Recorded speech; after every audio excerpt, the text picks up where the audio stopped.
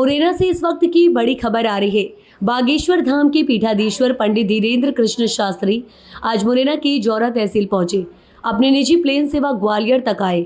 उसके बाद by road Gwalior से जौरा तक प्रस्थान किया। चंबल संभाग में पंडित धीरेन्द्र कृष्ण शास्त्री का ये पहला प्रोग्राम है।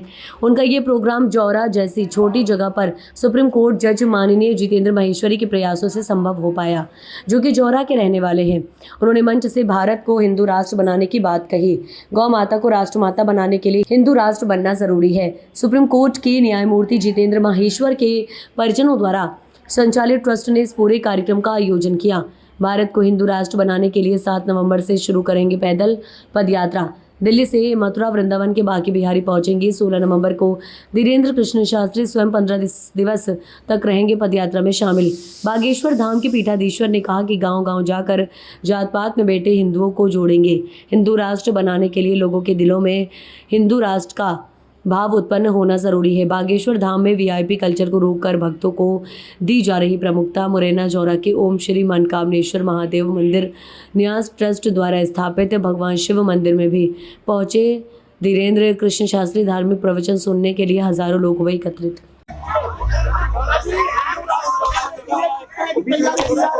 7 नवंबर से 16 नवंबर तक भारत को हिंदू राष्ट्र बनाने के लिए हम 150 किलोमीटर की फिर से पदयात्रा कर रहे हैं, दिल्ली से वृंदावन तक। 16 तारीख को बांके बिहारी को वस्त्र चढ़ाएंगे।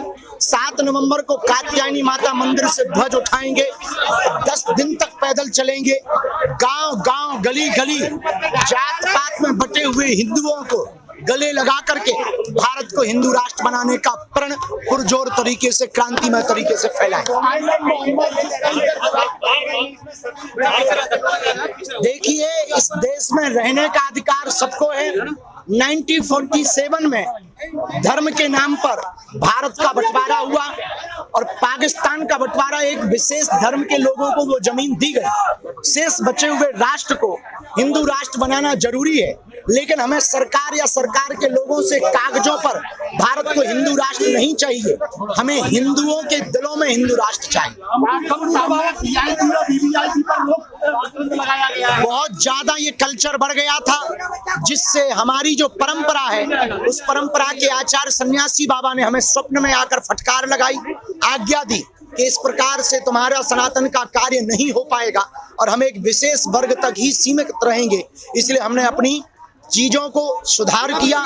नवरात्रि की परमा को प्रण लिया कि आने वाले दिनों में जो भक्त बनकर आएगा उनको ही समय दिया जाएगा, वीआईपी को नहीं। हिंदू राष्ट्र से पहले गौ माता को राष्ट्रमाता बनाना जरूरी है।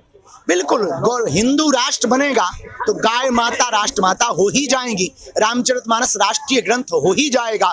गंगा सर्वत्र पूजनीय है ही है, पर गंगा में अब गंगा का अपमान नहीं होगा, रामायण का अपमान नहीं होगा, तीर्थों का अपमान नहीं होगा, गीता का अपमान नहीं होगा, रामायण जलाई नहीं जाएगी और गाय माता को राष्ट्र माता और भूचड़ खाने बंद होंगे, गो अभ्यारण्य होगा और हर घर गाय जरूरी होगी। हिंदू राष्ट्र की यही तो परिकल्पना है। लगातार हिंदुस्तान में लक्ष्य के मामले बढ़ रहे हैं। ये इस देश का दुर्भाग्य है। हमने एक बयान दिया था जो मुसलमानों की बेटियों के खिलाफ नहीं है। हमारा कहना है, बेटी तू दुर्गा बन, तू काली बन, पर कभी ना बुर्के बाली बन।